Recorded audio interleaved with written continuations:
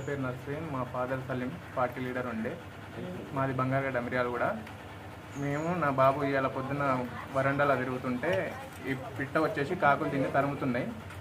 ఇది మా కాళ్ళ దగ్గరకు వచ్చి పడేసరికి నేను పట్టుకొని చూస్తే ఏదో కలర్ఫుల్గా ఉంది. నేను ఎప్పుడూ చూడలేదు ఇలాంటిది. ఇది వెరైటీ ఉంది, ఏంది అని చూద్దామని నెట్లో సెర్చ్ చేస్తే ఇండియన్ పిట్ట అని తెలిసింది నాకు.